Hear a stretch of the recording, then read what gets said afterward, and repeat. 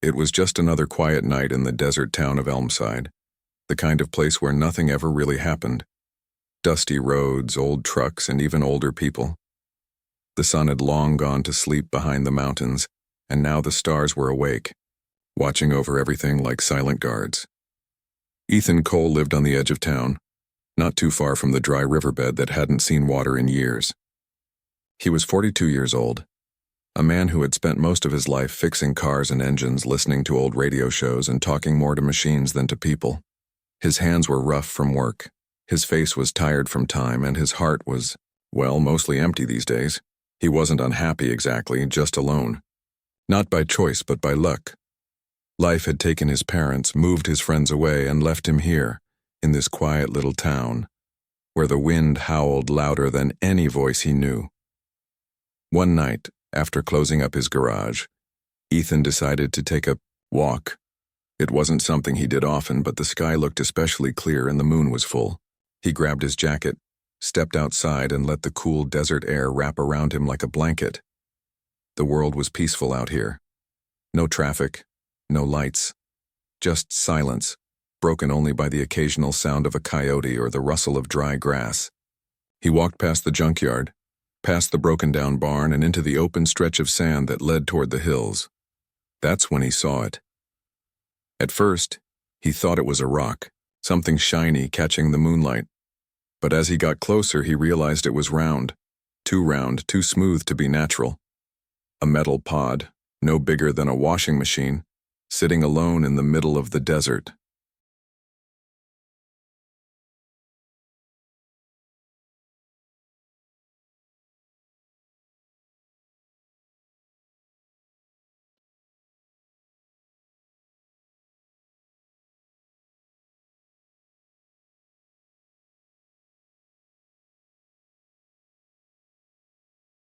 Then with a soft hiss, the pod opened.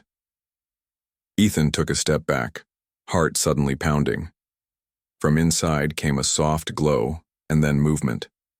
Something small climbed out.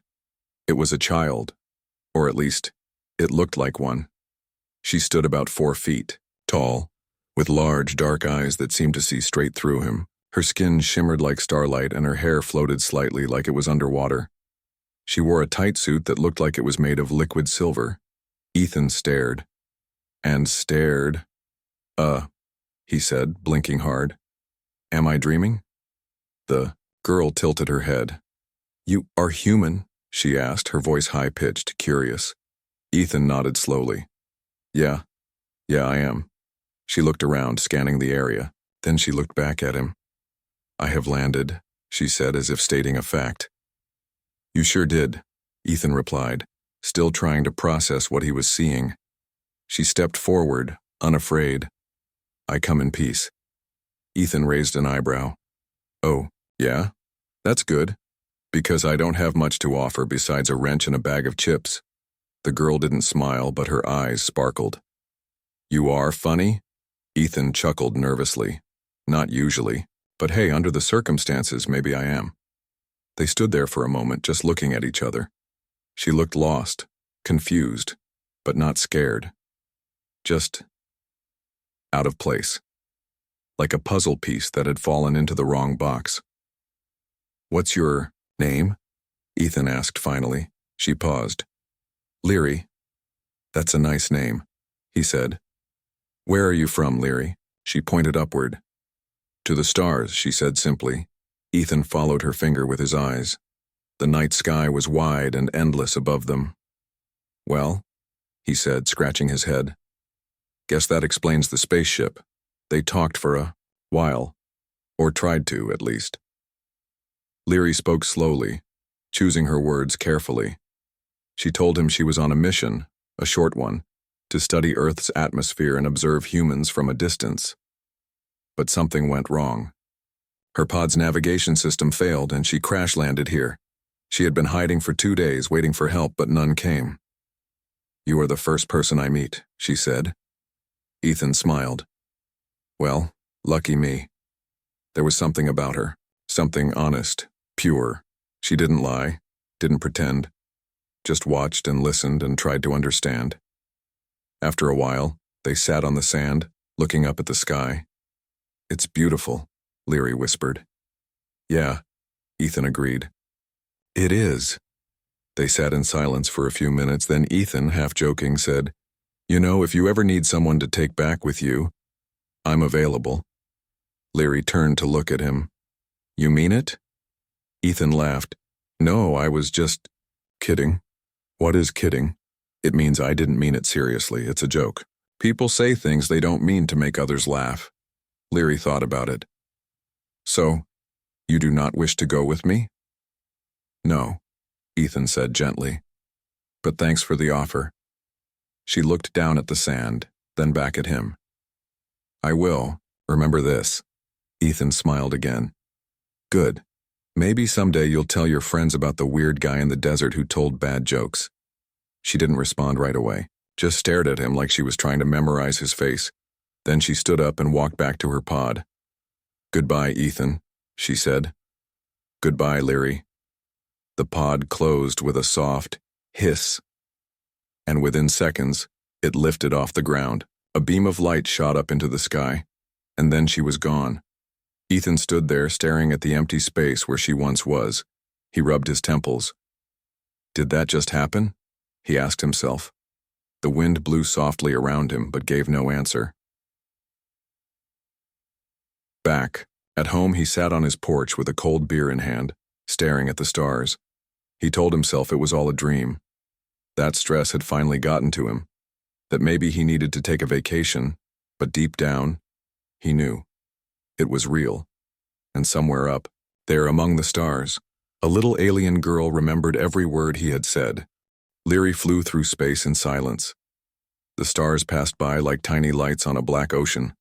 Her pod was small but fast, built for short missions and quick returns. She sat curled up inside, holding something tightly in her hand. A piece of paper Ethan had given her before she left.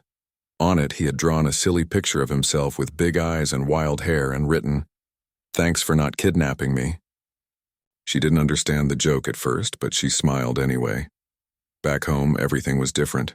Her planet, called Nivora, was far away from Earth, so far that even light took years to reach it. Nivora was quiet, clean, and cold. Not in temperature, but in feeling. The people there were smart, calm, and serious. They didn't laugh often. They didn't make jokes. They believed in facts, science, and duty. Leary landed in a hidden part of the city where no one would see. Her return, she stepped out of her pod and walked into a tall building made of silver and glass. Inside, everything was smooth and white. Robots moved silently along the walls, scanning and cleaning. She went straight to the room where she was supposed to, report after every mission. Her teacher, an older Neveran named Vena, was waiting. "You are late," Vena said without looking up. "I had trouble," Leary replied. Vena finally looked at her. "What kind of trouble?" Leary took a deep breath. "I landed on Earth." Vena raised an eyebrow. "You were only supposed to observe from orbit." "I know," Leary said quietly. "But I crashed." There was a long pause. "You made contact?"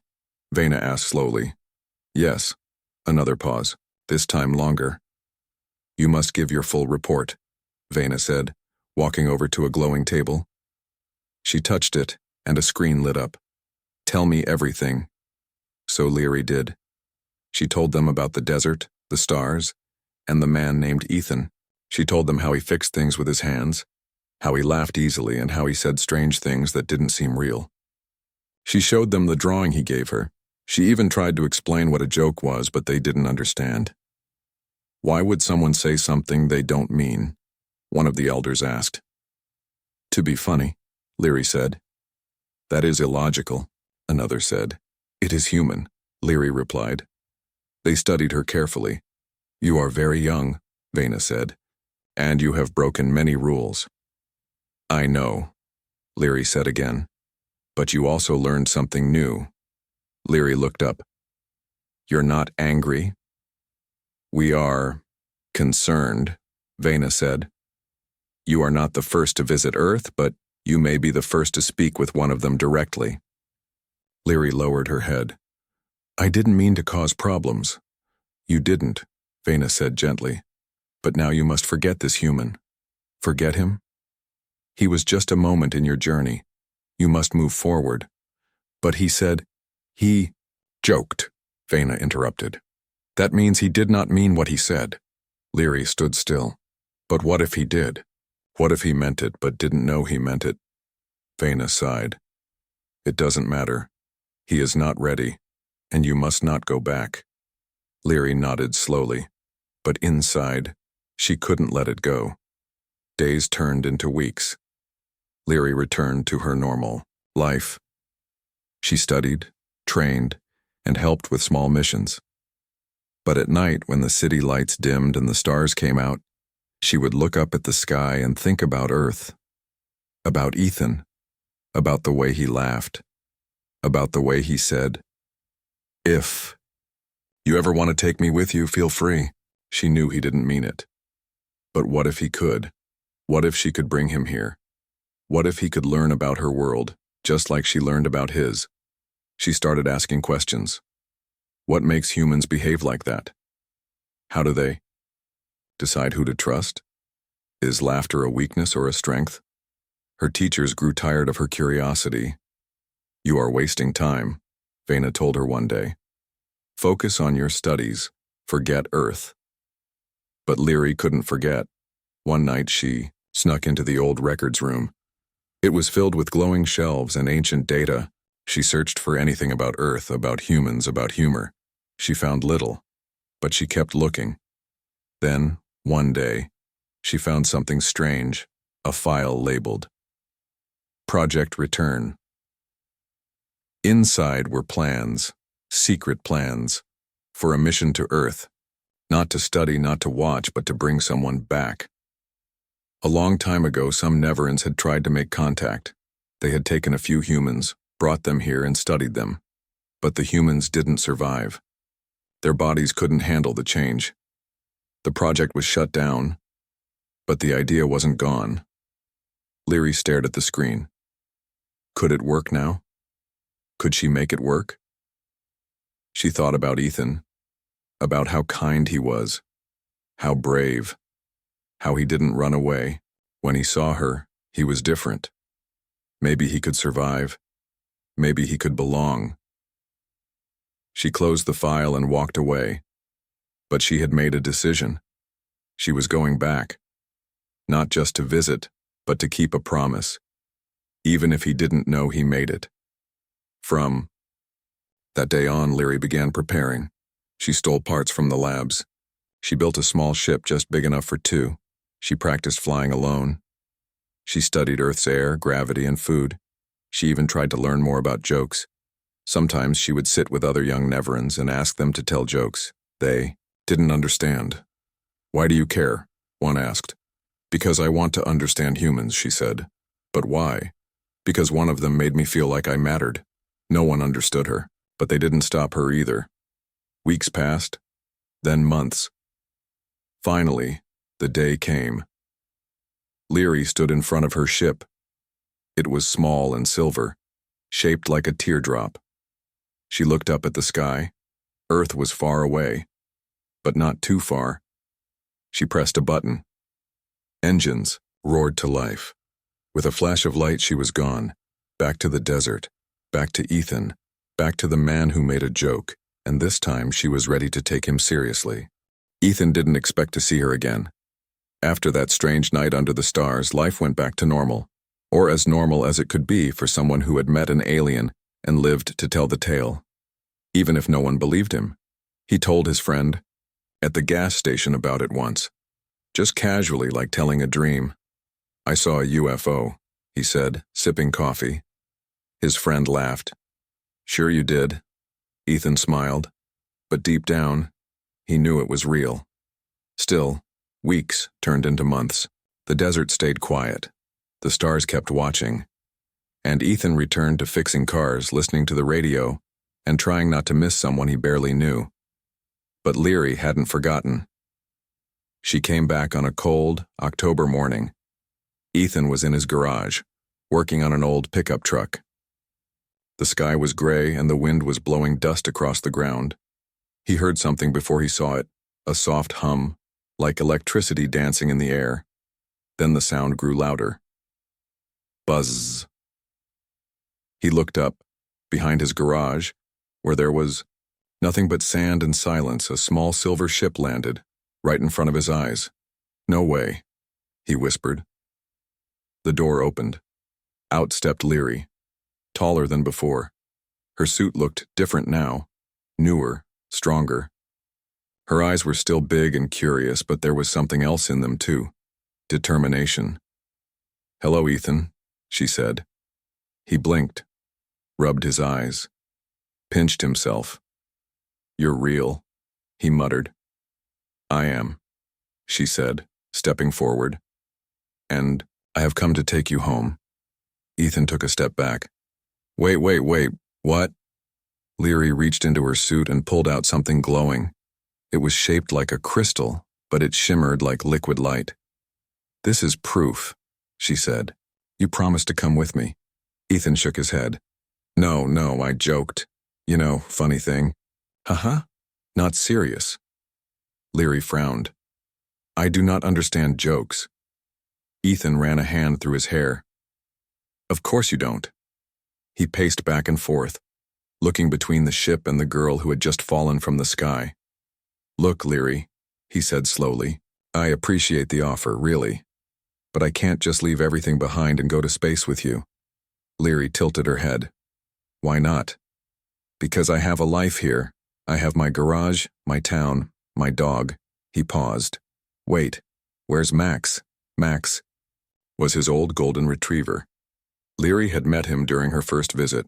She remembered the dog sniffing her hand and wagging his tail. "He is safe," she said. "I left him in the house." Ethan stared at her. "You broke into my house?"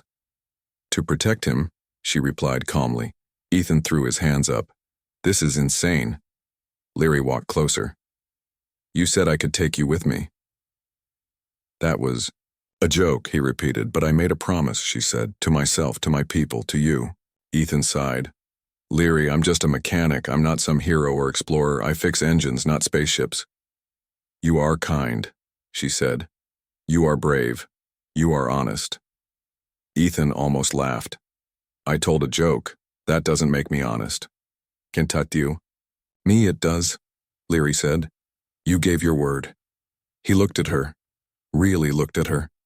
There was something so pure in her face, so sincere. She truly believed he had made a promise, and maybe in a way he had, not with intent, not with meaning, but with feeling. He took a deep breath. Okay, let's say I could go. What then?" Leary's eyes lit up. "You will live on Navora. My people will welcome you. You will learn our ways. We will learn yours." Ethan rubbed his temples.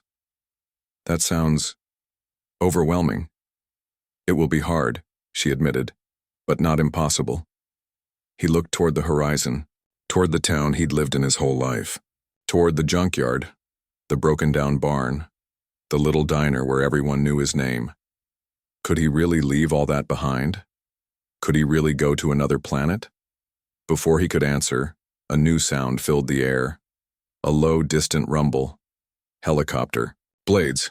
"Oh no," Ethan muttered. Leary turned. "What is that?" "Trouble," he said. They both looked up. 2 black helicopters were flying fast over the hills. Military. Someone had seen the ship land. Ethan grabbed Leary's arm. "We have to go. Now." She didn't move. "But you haven't decided." "There's no time," he shouted. "If they catch us, you'll be taken away. Or worse." Leary looked scared for the first time. "What do we do?" Ethan thought fast. "Get back in the ship. I'll try to distract them." "No," she said. "You must come with me." "Leary." "Please," she begged. "I came back for you." Ethan stared at her. For a second, everything stopped. The wind, the noise, even time itself. He looked at her. This little girl from the stars, who had risked everything to keep a promise he never meant to make. And he made a choice. He climbed into the ship. Leary shut the door behind him. Engines roared to life. Outside, the helicopters were getting closer. With a flash of light, the ship lifted off the ground. Ethan watched through the window as the desert disappeared beneath him, as the town got smaller, as Earth fell away. He turned to Leary. "I can't believe I'm doing this." She smiled. "You kept your promise." He groaned. "Remind me to stop making jokes." She tilted her head. "What is groaning?" Ethan laughed. "It means I'm scared, and excited, and completely crazy." Leary nodded. "Then you are very human." He leaned back in the seat. "Well," he said, "guess I'm going to space." And above the clouds, 2 black helicopters circled an empty patch of desert, searching for something that was no longer there. The ship shot through the sky like a silver bullet. Ethan held onto his seat with both hands, eyes wide, heart pounding. Outside the window, the world got smaller and smaller. The desert turned into a patchwork of brown and green. Clouds flew, past like soft cotton balls. Then suddenly everything went black. Space. Stars blinked all around them like tiny lights on a dark blanket. The Earth was now just a blue ball far below. It was beautiful and terrifying. Ethan looked at Leary. She was smiling. "You okay?" he asked. She nodded. "Yes, I am happy." "Good," he said, still trying to breathe normally. "Because I think my heart is trying to escape my body." Leary tilted her head. "That sounds dangerous." "It's not," he said. "It's just scary." "I know," she replied. "But you are here. That means you are brave." Ethan smiled a little. "Maybe." They sat in silence for a while, watching the stars pass by. Then Leary spoke again. "Why did you come with me?" Ethan looked at her.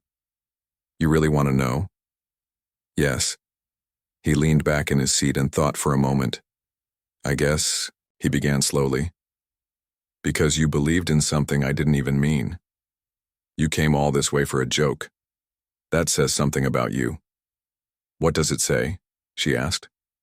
"That you're honest," he said, "and kind, and maybe lonely, too." Leary looked down at her hands. "Yes, I am." Ethan softened. "Me too." There was another pause. Then Leary turned to him. "If we go to my planet," she said, "you must promise to try, to learn, to stay." Ethan gave a nervous laugh. "That's a big promise." "But you made one already," she reminded him. He sighed. "Yeah, I did." He looked out the window again. "I don't even know what your planet looks like," he admitted. Leary tapped a button on the control panel. A screen lit up in front of them. On it, a new world appeared. It was huge and glowing. Tall silver towers reached into the sky. Ships like theirs moved between them like bees in a hive. The ground was covered in smooth roads and bright lights. There were no trees or grass, only metal and glass and strange shapes that moved like shadows. "That's Navora," Leary said. Proudly, Ethan stared. "Wow." "It is beautiful," she said. He nodded. "It sure is." But deep down he felt small. Like an ant walking into a city built for giants. What if he didn't fit in? What if he messed up? What if he couldn't handle it? Before he could ask any of those questions, the ship started shaking. Boom. Ethan jumped. "What was that?" Leary's face went pale. "We are being followed." "By who?" "The Earth people," she said. "They saw us leave." Ethan groaned. Of course they did. More shaking. Red lights flashed inside the ship. Warning signs appeared on the screen. Leary's fingers flew over the controls. She pressed buttons, pulled levers, and spoke quickly into a communicator. "They are trying to stop us," she said. Ethan gripped his seat again. "Well, tell them to stop." "I cannot," she said. "They do not speak our language." "Great," he muttered. "So what now?" "We run," she said, with a loud Whoosh! The ship sped forward. Stars blurred into lines. The Earth disappeared behind them, but the helicopters, or whatever they were, stayed close. They have fast ships, Leary said nervously. Can you lose them? Ethan asked. I will try. She pushed another button. Lights blinked. Gears clicked. The ship twisted and turned like a fish trying to escape a net. Still, the enemy stayed close. Then suddenly, a voice came through the speaker. It was rough and serious. This is Earth Command. You are in violation of international airspace. Power. Down and prepare for capture. Ethan looked at Leary. They can hear us? She shook her head. Not yet. Well, tell them to leave us alone. She tried pressing a few buttons. Finally, she found a way to speak back. This is Leary of Navora, she said clearly. I am not breaking any laws. I am returning home. There was a long silence. Then the voice replied. You have taken a human citizen against his will. Return. Him immediately. Ethan grabbed the mic. This is Ethan Cole, he said.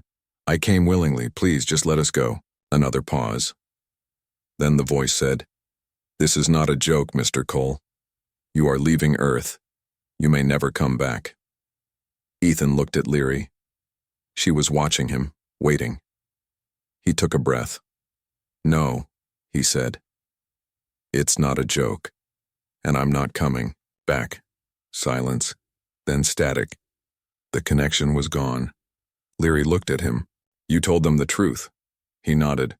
Yeah, for once. She smiled. Good. The enemy ship stopped chasing. They turned around. Ethan watched them disappear into space. He felt a lump in his throat. He had really done it. He had left Earth. Forever. For a long time, neither of them spoke. Then Leary reached out and touched his hand. It will be okay, she said softly. He looked at her. I hope so, he whispered. Hours passed. Nevera grew larger and larger on the screen. Ethan kept looking at it, trying to imagine life there. Would he be safe? Would he be accepted? Would he ever feel at home? Finally, the ship entered the planet's atmosphere. The sky turned red and orange. The ship shook again. But this time, Leary wasn't scared. She was excited. We are almost home, she said. Ethan swallowed hard. Okay. They landed in a quiet part of the city, just like last time. Leary opened the door. Fresh air rushed in. But it smelled different than Earth. Cleaner, cooler, almost electric. Ethan stepped out. His legs felt shaky. Leary walked beside him. Welcome to Navora, she said. He looked around. Tall buildings, bright lights, strange machines. And then, people. Not humans. Tall, thin beings with smooth skin and glowing eyes. They wore suits that shimmered like water. They stared at Ethan. Whispers filled the air. He is human. He has come with Leary. She kept her word. One of them stepped forward. He was older, with a long robe and calm eyes. He looked at Ethan. You are the joking man, he said. Ethan blinked. Yeah, I guess I am. The elder smiled slightly.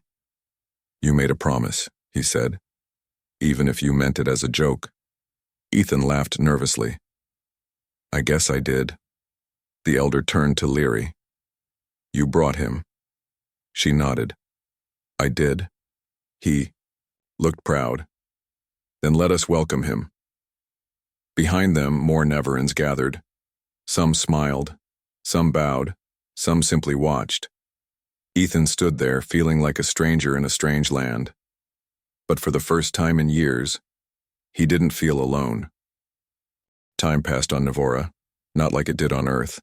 There were no seasons here, no rain, no snow, just long days filled with light and quiet, nights filled with stars. The city never slept, the machines never stopped. And slowly, Ethan began to find his place in this strange new world. At first, he felt like a puzzle piece that didn't fit.